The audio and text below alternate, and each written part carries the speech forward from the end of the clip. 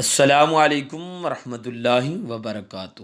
H F S Islamic story کے معزز سامعین، آپ نے اپنی زندگی کے اندر بڑے بڑے پتھروں کا ذکر سنا ہوگا اور خوبصورت سے خوبصورت پتھر دیکھے بھی ہوں گے، لیکن آج جس پتھر کا ہم واقعہ سنانے لگے ہیں کہ جب حضرت موسیٰ علیہ السلام چٹانوں کے درمیان غسل فرما رہے تھے تو آپ کے کپڑے لے کر وہ بھاگ کھڑا ہوا۔ مکمل واقعہ سماعت کرنے سے پہلے آپ سے گزارش ہے کہ چینل پر اگر نئے آئے ہیں تو سبسکرائب کر لیجئے اور بیل آئیکن کے بٹن کو دبا دیجئے۔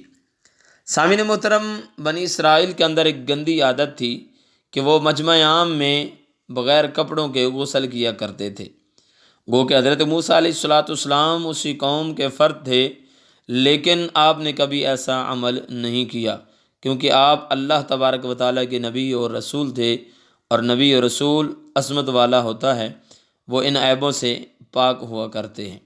آپ ہمیشہ تنہائی میں اور تہمند پہن کر غسل فرماتے۔ بنی اسرائیل نے جب یہ دیکھا تو ان ظالموں نے آپ پر بہتان لگا دیا۔ انہوں نے کہا کہ ضرور آپ کے جسم کے اندرونی حصے میں یا تو برس کا کوئی داغ ہے یا کوئی اور عیب ہے جس کو آپ چھپاتے ہیں اور کبھی برہنہ نہیں ہوئے۔ حالانکہ وہ ظالم نہیں جانتے تھے کہ وہ اللہ تبارک و تعالیٰ کے احکامات کی کس طرح خلاف ورزی کر رہے ہیں۔ چنانچہ ان باتوں کا جب حضرت موسیٰ علیہ السلام کو علم ہوا تو آپ کے قلب نازک پر بہت بڑا صدمہ گزرا، بہت بڑی کوفت اور اذیت میں آپ پڑ گئے۔ آپ کو بہت زیادہ ان باتوں سے تکلیف ہوئی۔ اب خالق کائنات کو بھلا یہ باتیں کیسے پسند آتیں؟ تو خالق کائنات، مالک کائنات نے ان تمام الزامات سے پاک کرنے کے لیے، جو کہ پہلے ہی الزام تھے اور ان میں کوئی صداقت بھی نہیں تھی، خالق کائنات نے ایک خوبصورت انتظام فرمایا۔ ہوا یوں کہ ایک دن آپ پہاڑوں کے دامن میں چھپے ہوئے ایک چشمے پر غسل فرما رہے تھے، جہاں دور دور تک کسی انسان کا نام و نشان نہیں تھا۔ اس لیے آپ اپنے تمام کپڑوں کو ایک پتھر پر رکھ کر غسل فرمانے لگے۔ اس میں بھی حکمت تھی کہ پہلے آپ تہمت باندھ کر ہمیشہ غسل فرماتے، لیکن خالق کائنات جب چاہتا تھا کہ وہ اپنے کلیم سے اس الزام کو دور فرما دے تو اس لیے آپ نے ایک پتھر پر وہ کپڑے رکھ دیے۔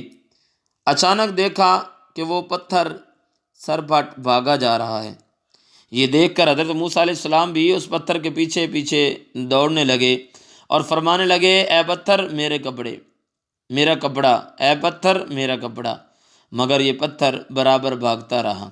سامعین محترم، یہ کوئی اخباری تراشا نہیں ہے، بخاری شریف کی جلد نمبر 1 کے اندر موجود ہے، اور تفسیر روح البیان کے اندر بھی یہ واقعہ نقل کیا گیا ہے۔ اب یہ پتھر بھاگتا ہوا شہر کی بڑی بڑی سڑکوں سے گزرتا ہوا، گلی کوچوں سے گزرتا ہوا، اور حضرت موسیٰ علیہ السلام اس کے پیچھے پیچھے ہیں، تا آ کے بنی اسرائیل کے ہر چھوٹے بڑے نے اپنی آنکھوں سے دیکھ لیا کہ حضرت موسیٰ علیہ السلام کا جسم اقدس پاک اور پاکیزہ ہے۔ حتیٰ کہ تمام لوگ بولنے لگے کہ خدا کی قسم موسیٰ علیہ السلام بے عیب ہیں۔ تب جا کے یہ پتھر ایک طرف رک گیا جب تمام لوگ حضرت موسیٰ علیہ السلام کی برات کا اعلان کر چکے تھے۔ آپ نے جلدی سے اپنا لباس اٹھایا اور پہن لیا اور اس پتھر کو اٹھا کر اپنے جھولے میں رکھ لیا۔